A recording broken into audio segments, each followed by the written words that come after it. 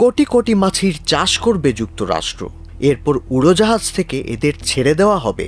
যুক্তরাষ্ট্রের দক্ষিণ পশ্চিমাঞ্চল জুড়ে ছড়িয়ে পড়বে এসব মাছি। কিন্তু রোগ জীবাণুর পোস্টম্যান যাকে বলা যায়, সেই মাছি মারার বদলে এর চাষ কেন করা হচ্ছে? এই মাছিটি অবশ্য আমাদের চেনা মাছি নয়, এ হলো মাংসখেকো মাছির জাত। তাহলে এসব মাছি কেন ছাড়ছে যুক্তরাষ্ট্র, তাও আবার নিজের দেশে? যে মাংসখেকোর কথা বলছিলাম তা হলো এই মাছির বাচ্চা বা লার্ভা, নাম নিউ ওয়ার্ল্ড স্ক্রুওয়ার্ম। পূর্ণবয়স্ক মাছি উষ্ণ রক্তের প্রাণীর ক্ষতস্থানে 200 থেকে 300টি ডিম পাড়ে। 12 থেকে 24 ঘন্টার মধ্যে ডিম ফুটে লার্ভা বের হয়। এই লার্ভা ক্ষতস্থান থেকে মাংস খেতে খেতে প্রাণীর শরীরে গভীর ছিদ্র করে ফেলে, যেভাবে কাঠে ঘুরিয়ে ঘুরিয়ে স্ক্রু লাগানো হয়। আর এজন্যই এই লার্ভার নাম স্ক্রুওয়ার্ম। স্ক্রুওয়ার্ম লার্ভার বিরুদ্ধে এখনও কোনো টিকা নেই। টেক্সাসের এক পশু স্বাস্থ্য কর্মকর্তা বলেন, আক্রান্ত পশুকে পরিষ্কার রাখতে হয়, ক্ষতস্থানে অ্যান্টিসেপটিক দিতে হয় এবং ঢেকে রাখতে হয়। চিকিৎসা না দিলে আক্রান্ত পশু 1 থেকে 2 সপ্তাহের মধ্যে মারা যেতে পারে। এমনকি মানুষকেও আক্রান্ত করতে পারে এই লার্ভা।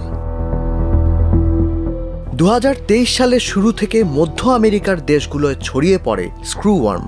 2024 সালের নভেম্বরে এই লার্ভা মেক্সিকোর দক্ষিণাঞ্চল পর্যন্ত পৌঁছে যায়। এমন পরিস্থিতিতে মার্কিন সীমান্তে যেসব বন্দরে গবাদি পশু, ঘোড়া ও বাইসন বাণিজ্য হয়, তার মধ্যে কয়েকটি বন্দর বন্ধ করে দেওয়া হয়। এখন প্রশ্ন, ভয়ানক এই মাছি কেন ছাড়ছে যুক্তরাষ্ট্র? মজার কথা হলো, মাংসখেকো জাতের মাছি ছাড়া হচ্ছে এই মাংসখেকোরই উপদ্রব থেকে গবাদি পশুকে বাঁচাতে। কিন্তু কিভাবে? 60 ও 70-এর দশকেও যুক্তরাষ্ট্র নিউ ওয়ার্ল্ড স্ক্রুওয়ার্ম মাছির চাষ করেছিল। চাষ করা সব মাছি হয় পুরুষ, আর এদের প্রজনন ক্ষমতা থাকে না।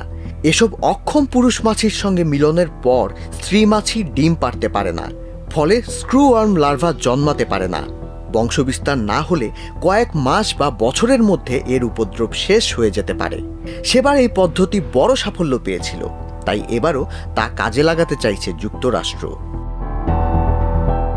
18 জুন মার্কিন কৃষি মন্ত্রণালয় সিদ্ধান্ত নিয়েছে, অক্ষম পুরুষ মাছি চাষের জন্য মেক্সিকো টেক্সাস সীমান্তের কাছে কারখানা বানানো হবে। স্থাপনা বানাতে প্রায় $30 কোটি এবং এসব মাছির উৎপাদন থেকে শুরু করে অবমুক্ত করা পর্যন্ত প্রতিবারে $85 লাখ করে খরচ হতে পারে। দেশ বিদেশের নানা অঙ্গনের নানা খবর পেতে ভিজিট করুন prothomalo.com/video। ফলো করুন প্রথম আলোর ফেসবুক পেজ এবং সাবস্ক্রাইব করুন প্রথম আলোর সবগুলো ইউটিউব চ্যানেলে। থাকুন ভালোর সাথে, আলোর পথে।